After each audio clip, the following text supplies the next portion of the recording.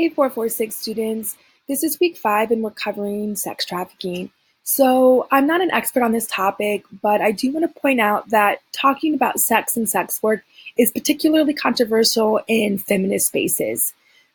So there are some folks who believe that feminists should be sex positive and that they should support sex workers. And there are some folks who believe that sex work in any way, shape, or form is inherently sexist and anti-woman. So you can do your own research on your own time if you're interested in learning more about those two veins of thought. But I do just want to make sure everyone in this class is aware that that is a point of contention within women's studies and feminist circles that exists. We even are seeing that play out here locally in local policy with different groups, which some of you may be familiar with. With that being said, I want to talk about both of those ways of thinking and what they might offer to further the feminist conversation. So some folks believe that having a sex positive attitude about sex work is important because it destigmatizes women who are forced into sex work.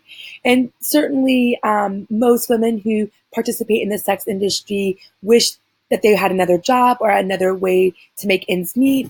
But they participate in that work culture, and they don't want to be stigmatized for it. And if we decriminalize sex work, including prostitution, then that would help to make the job and the profession safer because women would have better access to STI and STD testing. They would have better access to security so that Johns don't hurt them. And they wouldn't have to be so reliant on pimps and folks who control them and control their money and their income as a way to provide quote unquote protection. So that's one way of sort of thinking about the sex trade and sex trafficking more specifically is not sex work, right? So sex trafficking is when someone is coerced into performing sexual acts for money, but there's some connections there. Often women who are trafficked and they leave the person who trafficked them or the organization that trafficked them wind up being in the sex industry afterward because that's the only form of employment they can have or things like that.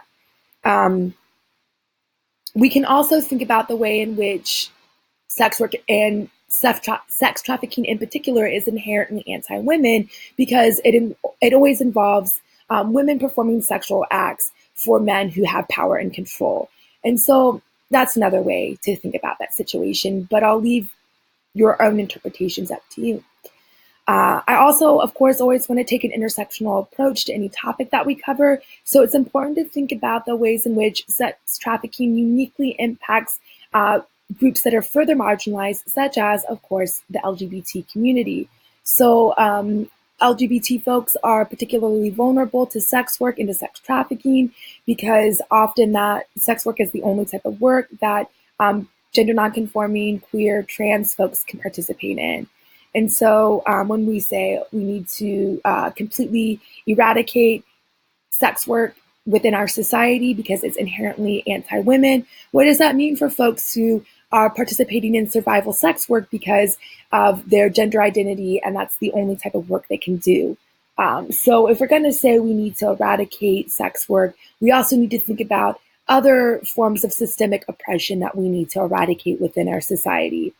So that's my food for thought this week. If you have any questions, don't forget to email me at hannahlee@hawaii.edu.